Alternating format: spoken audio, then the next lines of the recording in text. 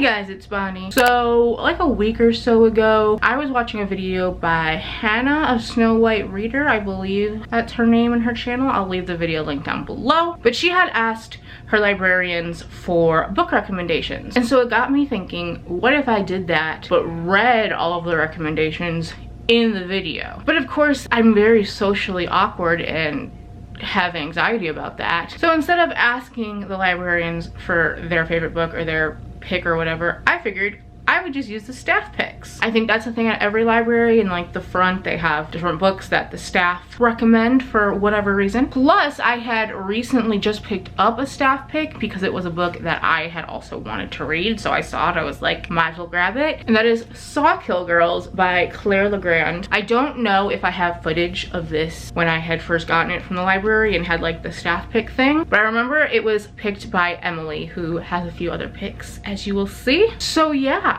that's this video. I went to the library and I did forget my camera when I went, but I was also feeling very awkward about filming in there anyway, so it might have been better that I had my phone. I know I took a little video of the staff pick area, and then like a dumb bitch, I deleted it last night, not realizing what I was deleting because I needed more space on my phone. I do at least have this picture though, so enjoy. So all in total, I have 5 different books that I'm going to be reading. I really lucked out because 2 of them are graphic novels, 1 is a poetry collection, and then the other 2 are just full-length books. So that way I'm not like reading so much that I don't have an interest for on my own initially. I ended up only getting staff picks from Emily and Amy, I think the other person's name was. There were some other choices. I think someone named Jake recommended Moxie, but I have already read that. I know the Circle audiobook was recommended, but I have seen the Circle movie, so I really didn't have interest in that. And then everything else I think was just very random, so I just picked what made the most sense to pick, and there's 5, good number. I don't know why I'm explaining this. So the first book, like I said, Sawkill Girls by Claire Legrand. I remember this being recommended by a girl named Emily. This is a mystery thriller, I believe. It's about this girl who is moving to this island. It has like a history of girls going missing there. This little about section here says, who are the Sawkill Girls? Marion, the new girl, awkward and plain, steady and dependable, weighed down by tragedy and hungry for love she's sure she'll never find. Zoe, the pariah, luckless and lonely, hurting but hiding it, aching with grief and dreaming of vanished girls. Maybe she's broken, or maybe everyone else is. Maybe it's Maybelline. Val, the queen bee, beautiful and privileged, ruthless and regal. Words like silk and eyes like knives, a heart made of secrets and a mouth full of lies. Their stories come together on the island of Sawkill Rock, where gleaming horses graze in rolling pastures and cold waves crash against black cliffs, where kids whisper the legend of an insidious monster at parties and around campfires, where girls have been disappearing for decades, stolen away by a ravenous evil no one has dared to fight until now. I've heard really good things about this, and that's why it was already on my radar before this, because I do like mystery thriller. I have started a bit of it, and I will say the beginning of this is really gripping, so I'm excited to continue. Next, my final pick that is from Emily is also one that I already had on my radar, and that's Hyperbole and a Half by Ali Brosh. It says, unfortunate situations, flawed coping mechanisms, mayhem, and other things that happened. So I think it's just kind of like a memoir-ish, a graphic memoir, and it's just using this really kind of funny little weird art style. Heard really great things about this. People said it's super funny, so I think I'm going to like this, which is good. It's a good sign for the library. Then the next 3 are recommended by a woman named Amy. The first book is this poetry book called I Am Her Tribe. The back says, for her, with her, because I am her and so are you. I don't really know what it is about, so I'm gonna look it up on Miss Goodreads. Also, this is by Danielle Doby. I didn't see her name on the front here. Oh wait, it's there. It's just very hard to see. It's all kind of white, which is really kind of cool, but also if you were just looking for this, you'd be like, what is that? It has really good ratings on Goodreads. Hashtag I Am Her Tribe creator Danielle Doby shares her poetry for the first time in a collection long anticipated by her followers. Positive and powerful, I Am Her Tribe is a collection of poetry drawing on the viral Instagram handle, an online hashtag that serves to create moments of connection through empowerment and storytelling. Focusing on inspiration, Doby's poetry invites its reader to come as you are. Your tribe has arrived. Your breath can rest here. Both soft and fierce can coexist and still be powerful. So that sounds really interesting. This is something that if I had known about it, I probably would have wanted to read it. So So far so good. The next pick by Amy is called Relish: My Life in the Kitchen by Lucy Kinsley. Let's see, again, I don't know what this is about, but I think it's cooking, which is fun. It says, whether she's injuring herself again and again in pursuit of a perfect croissant or bankrupting herself on fancy cheeses, Lucy Kinsley knows what she wants: a good meal. The daughter of a chef and a gourmet, she comes by her priorities honestly. In this Technicolor love letter to cooking and eating, Kinsley presents her personal history as seen through a kaleidoscope of delicious things. Defying the idea of eating as a compulsion and food as a consumer product, Relish invites us to celebrate the meals we eat as a connection to our bodies and to each other. Kinsley's intimate and utterly charming graphic memoir offers reflections on cooking, eating, and living, as well as some of her favorite recipes. Okay, so this is a graphic memoir, and it sounds like it's gonna be really interesting. Honestly, I'm thinking this video is gonna go well. Now, the last book, also chosen by Amy, is the one that I'm not sure I'm going to like. It's You Are a Badass: How to Stop Doubting Your Greatness and Start Living an Awesome Life by Jen Sincero. So this is a self-help book. I've seen this around a lot, like I think in Target especially, they're always promoting it. So the back of this says, You Are a Badass is a self-help book for people who desperately want to improve their lives but don't want to get busted doing it. In this refreshingly entertaining how-to guide, best-selling author and world-traveling success coach Jen Sincero serves up 27 bite-sized chapters full of hilarious, inspiring stories, sage advice, easy exercises, and the occasional swear word, helping you to identify and challenge the self-sabotaging beliefs and behaviors that stop you from getting what you want, create a life you totally love and create it now, make some damn money already. Okay, I do need that. The kind you've never made before. By the end of You Are a Badass, you'll understand why you are, how to love what you can't change, how to change what you don't love, and how to use the force to kick some serious ass. So yeah, this is a self-help book. I don't see myself loving this because I just don't think they're my thing, especially because I feel like a lot of these books are very privileged in the sense that people who have disabilities or just anything that makes what they'll say in here, like, they'll be like, it's possible if you just believe. So I don't know, we'll see. I am going to listen to this on audiobook. I have kind of started it on audiobook because that's how I enjoy nonfiction, and that's how I think I will get the most out of this. So these are the 5 books I'm going to be reading, and I'm hoping to tackle them all within this week. It's Monday, let's go. So as I have kind of mentioned, I've started 3 of the books so far. I'm 56 pages into Sawkill Girls. It's super mysterious so far, and I'm really hooked. I want to know what the heck is going to happen with this, because you get a lot of interesting information in the very beginning of the book that most books, I feel like they lead up to certain things, but this one's just like, yeah, this is what this bench is doing, and it's really interesting. I also very briefly started Hyperbole and a Half. I read this a little bit on the way back from going to the Mayo Clinic. I went there on Thursday. Hello friends. It is just about 6 in the morning. Today I'm headed up to Minnesota again to go back to the Mayo Clinic. I'm very anxious just because my camera keeps going blurry, just because I like don't know what is gonna happen at this appointment. Here's to hoping it goes good.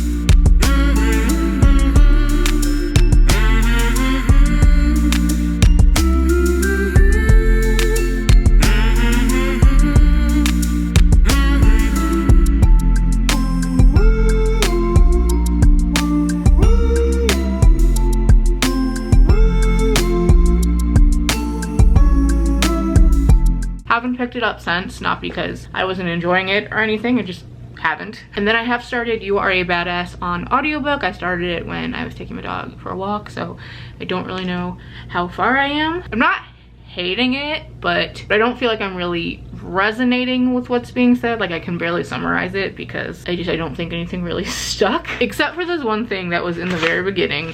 And when I heard it, I was just like, that's so funny. Can't find the exact line, which is annoying. But it was something like, if you're listening to this, you have the privilege of buying it and the time to listen to it. And I was just like, sis, I got this book from the library. I didn't buy shit. So yeah, I haven't really gotten much out of this yet, but I don't hate it. It's fine. Ugh, you see that? My mouth is so dry right now. Gross. Gotta go drink some water. I love her. Ugh, I just love FaceTiming with my friends. I mean, we just have so many good times, so many laughs. Look at those little lemons. So much fun, guys. Love ya.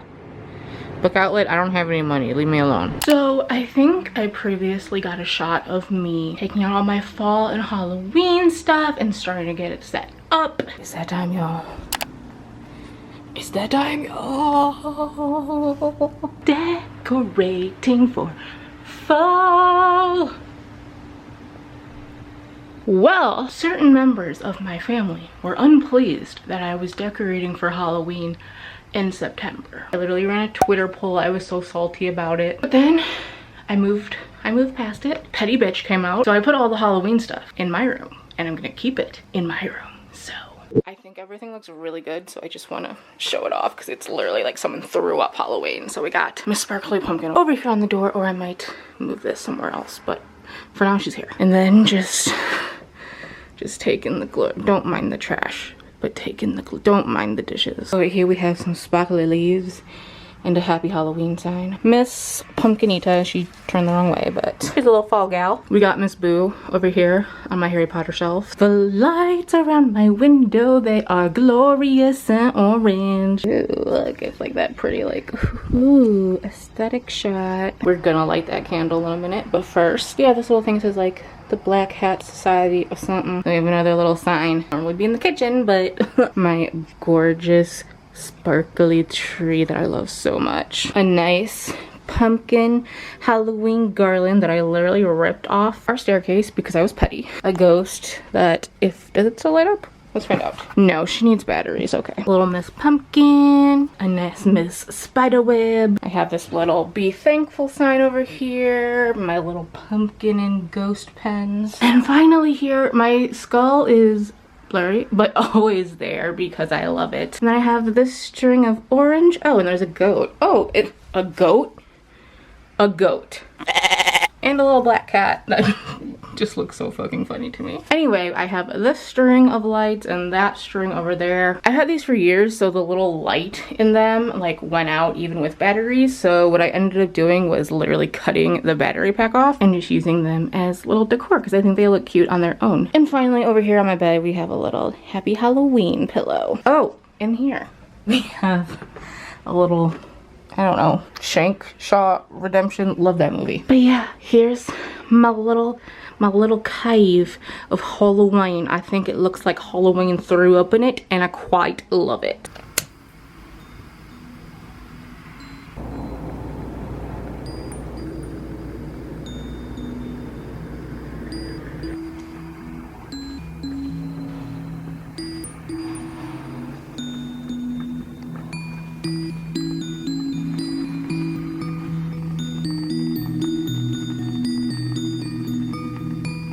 So I really want to film with my cute little Halloween background here, but that means I have to hold the camera the whole time, so please appreciate what I'm doing for the aesthetic. So last night I got to about page 200 in Sawkill Girls, and I am really loving it so far. It's very mysterious. I really enjoy the writing style. I like the different roles that the three girls we follow play, and yeah, I just think it's really good so far. I just want to know what happens. I will say that one of the girls' perspectives, Marion, her perspective just kind of flipped very suddenly for me, from normal girl just moving to this island to having this very profound effect on her from the events that have happened so far. And that just felt very sudden and like abrupt, so I think that could have been transitioned a little bit better.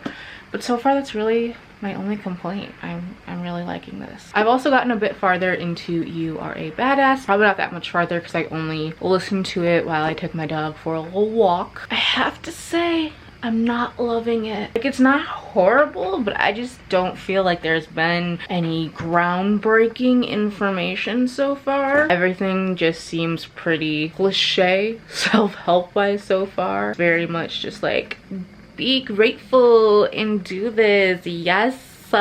So I'm waiting to see what exactly more I will get from this, if anything. Like, it's not horrible. There's a few things here or there I'm like, okay, that's cool, but nothing that's transformed me in any way so far. Okay, my arm hurts so bad. Oh my god, the aesthetic. I tried out a new brow product today, so let me know if it looks like wonky or good, because I can't really tell. I have an update. I should have updated sooner, but I'm trashmonster and I didn't. So a few days ago now, I finished Sawkill Girls by Claire Legrand, and I am happy to report that I really enjoyed it. This is a perfect book for the spooky season, so if you have not read this and it sounds interesting, I recommend it. I really enjoyed the 3 different girls that we got to follow in the story. They were all very well fleshed out and very different, sometimes with multiple oh my god, what's that say?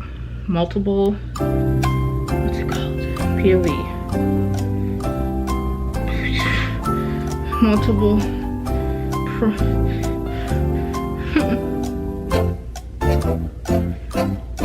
why can't I think of the word? Multiple POV. Perspectives. Oh my god. Sometimes in books with multiple perspectives, you can kind of get characters that don't sound completely different, but these girls all were just very well done. I really enjoyed all 3 of them. There's also some great representation in here. There is a female-female romance, and there is an asexual character who talks about being asexual. Like, it's kind of a discussion. And something I really enjoyed about this, representation-wise, is that I don't really know how to say this without possibly offending someone, but there are books out there that have amazing representation, but the story itself or the writing isn't very good, so the representation is really all it has going for it. But this book had it all. It had the writing, it had the plot, it had interesting characters, it was well paced except for one part, which I'll get to in a minute, and the representation was just woven in seamlessly. It was like never preachy. It was just there because people exist, and I really enjoyed it. So this was a 5-star book for me until we got to the end. I would say like maybe the last 50 to 70 or so pages of this just kind of didn't ruin it necessarily. Like, I still really enjoyed it. It's a 4-star for me. But I felt that the end was dragged out. We got to one point and I was like, okay, this is the end. But then it ended up not being the end, and I was like, and then the way it ended exactly, I felt that was a little too open for me. I would have liked something just a little more concrete because that's my taste. So I did take off a star because the ending just kind of let me down when I had been enjoying the entire book as a whole otherwise. But like I said, still highly recommend. Anyway, on to more present information or current information. I finished this last night. Now, I went in knowing that self-help books are not really my thing. I think oftentimes they come from a place of privilege and they don't consider people that are not in the mainstream, I guess, people that have disabilities or anything going against them in the world. I just feel like self-help books don't often include that, and I definitely felt that as a chronically ill person thing. I just don't know what to call myself, but it's not fun. I think what was really strange about this too was that this offered nothing that I haven't heard before, and I don't even read self-help books. This pretty much used that same thing where it's like, manifest what you want in the world, think positive, you have to connect to the energy, blah blah blah. Like, what's that book called, The Secret? I haven't read it, but I felt like it used a lot of those concepts, and then you just kind of kept repeating the same thing, and it was like, you're gonna have to do these things that I instruct you to do if you want to get to this. But there really wasn't that much instruction. It wasn't like, I don't know, none of this really stuck with me. Like, if I think about what I learned from this book, I will say I enjoyed its message on self-love that was always included. And I guess the one thing that I did take away from this is to not be so negative on myself, not always think that I'm not good enough, things like that, which I think is a general message of all self-help books. But it has made me kind of think about the way I speak about myself, my abilities, and the future. But again, I don't think this really is entirely applicable to all people, but it talks as if it is. It's like, don't not spend that money, just spend it, do this, blah blah blah, and the energy will come back to you. If that was how things really worked, no one would be poor. Like, does she understand that some people do not have money that they can throw away? Like, they live paycheck to paycheck. And it just seems to be the message of like, you can do it if you just take the leap, jump off the cliff. I just don't think that's always good advice. So, ooh, you can see really today how like this cheek versus this cheek versus my forehead. There are also some quotes that I wrote down in my notes app that I would love to talk about. Yeah, one was, don't think about bad things as you lay in bed at night. As if I can control that, Karen. As if you can outrun me. Like, just push those thoughts away and focus on your good energy. And I'm like, do you understand that I am someone, when I was in school, I never slept on Sunday nights because anxiety. Didn't realize it was anxiety at the time, but you know, anytime I have a big thing going on the next day, it could even be something fun, I always have trouble sleeping. That's just how my brain works. I can't control it. Then there was this quote. Let me just read it to you. The people you surround yourself with are excellent mirrors for who you are and how much or how little you love yourself. I don't know about y'all, but that just reminds me of the perks of being a wallflower. We accept the love we think we deserve. Then she had a thing where you should like scream your affirmations, like, I am the best, I am blah blah blah. Like, she said like beat your chest and like scream about it. Which, yeah, sure, but it only reminded me of SpongeBob. I'm ugly and I'm proud. Good! Say it louder. I'm ugly and I'm proud. Louder. I'm ugly and I'm proud. Louder. I'm ugly and I'm proud. I am ugly and I'm proud. I'm ugly and I'm proud. And then she had this point where she was like, what's the worst that can happen? Like, going through that mentality in your mind, thinking about something, what's the worst thing it can get to and what's the fear there? That's something I learned in high school health class. I think this also really kind of has the thing where it's like, where you're depressed, don't let it get you down. Don't stay down. Come on, everybody. Try again. Just get up and do things. Like, being depressed won't like help you. And I'm like, do you know how depression and the minds work? Cause this ain't it, sis. So yeah, there were some good things about this. It wasn't totally bad. I like the self-love aspect. I'm gonna try to think more positive, but overall this just repeats a lot of things. 2 stars. So now I only have these books left as part of this little challenge. I got a little bit more into Hyperbole and a Half. I brought it when I went to get blood work done. Read a little bit in the waiting room. Was nice. It's called B-roll. Respect the drip, Karen. And I still have not started I Am Her Tribe or Relish. But since 2 of these are graphic novels and 1 is a poetry collection, I am hoping to get through all of them tonight. Maybe not all of them, at least like 2 of them would be nice. So update, it is now 1 in the morning. Did not finish all 3 books. Did not finish 2 books. I only finished Hyperbole and a Half. Didn't even start one of the other 2 because I literally just finished this. And it was really good. I think I'm gonna give it 4 stars. There were some parts that I weren't as interested in and I found a little difficult paying attention to because my mind just likes to do things, you know, as minds do. But the parts that were good were really good. It was funny, it was sad, it was very raw at times, which is interesting considering this is the drawing. It's weird feeling relatable to this image, but I feel very related to this image. I loved how much dogs there were in this. Excellent. And I related to a lot of the things that Allie talked about, like depression and coping mechanisms and things like that. A little bit of it seemed over the top at times, but I guess that's why it's called Hyperbole and a Half. But yeah, this was really enjoyable. I would recommend it. 4 stars. It was very good. Now, if this was me from like, not even a month ago, even like last week, I'd probably be like, it's only 1 a.m. I can finish another book. But I've actually kind of been going to bed at normal times recently. Well, not normal, but normal for me. Probably because Whitney started her job, so I can't just harass her at all hours of the evening, or not evening, early morning AM hours.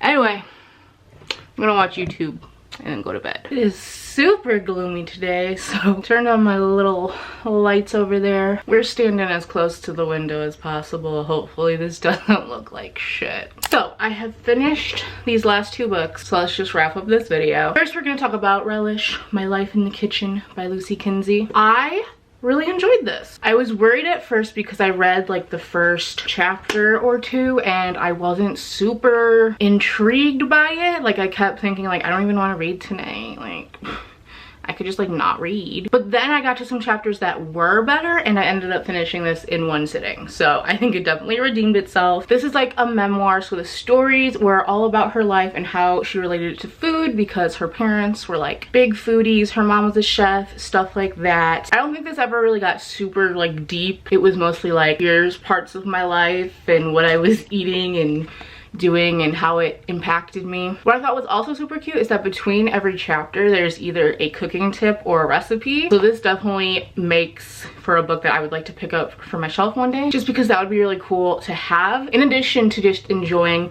the story. And the artwork is like very cartoony, but it's cute. So yeah, I enjoyed this. 4 stars. Wasn't perfect, but it was pretty fun. Also, there was a story in this about very violent geese. I think it was geese, that animal. And there was also a story about a violent geese, I think, in this, which is another graphic memoir. So that's I just thought that was interesting. And then finally, I Am Her Tribe by Danielle Dobie. This is definitely one of those very minimalist style poetry books, you know, a la Milk and Honey. A lot of this almost felt like self-help meets poetry because it's very like talking about, you know, like good vibes or like you deserve this, or you know, view yourself as this, view your worth, stuff like that. This is also supposed to be a feminist poetry collection and I didn't quite get that at first, but then as it went on, I will say it found itself to be more women power-y. I can't really tell you if this is intersectional or not because it doesn't really discuss different aspects of that, so I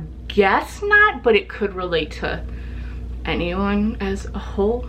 I don't know how to talk about poetry, can you tell? Anyway, the beginning of this was definitely very, like I said, almost self-help meets poetry. There were some that I was like, that's kind of cheesy, but there was also some really good lines that just struck me, so I was like, okay. And then kind of very abruptly, it talks about some darker topics such as abuse and rape. I thought that section was very, very well done. I loved the poems from that section. You could just really feel the heart in it there, and I don't want to say you have to have something traumatic to make good poetry. I just think she, in particular, used those to make some of the best poems in this book. Because after that, it went quite downhill for me. There were just sections that, again, were very much like self-help books, but I wasn't finding anything powerful in them. I was just like, okay. There was this whole section that I just did not like, where it was like, can you see that?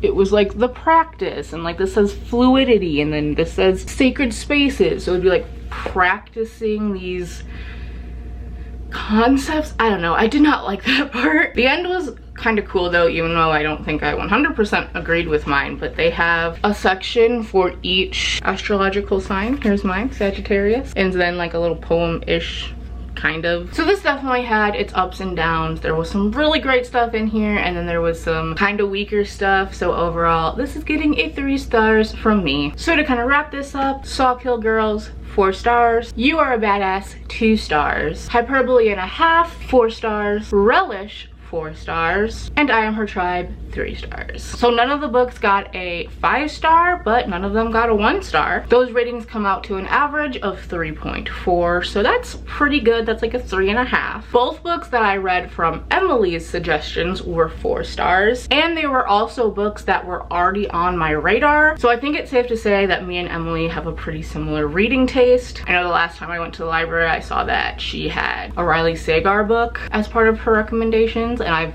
always wanted to read a Riley Sagar book. So Emily girl, if you're watching this, you're not, but hit me up. I think we have similar reading tastes. Then the books from Amy's were very varied. We had a 2-star, a 4-star, and a 3-star. Food and graphic memoirs are something I, you know, enjoy. Like if I just saw this without a recommendation, I'd kind of be interested in it. So it makes sense that I enjoyed this. As for these two, I don't love self-help, and poetry is a very hit or miss. Hit or miss. I think for anyone, it's gonna be hit or miss. I guess they never miss, huh? So going in, I kind of already knew that this probably wasn't going to be my thing. I was more hopeful for this, but again, I did say it kind of seemed like poetry meets self-help, so makes sense. I wouldn't necessarily say that me and Amy don't have the same reading taste, but I would say that she enjoys self-help book messages while I don't. So overall, can I trust my library's recommendations?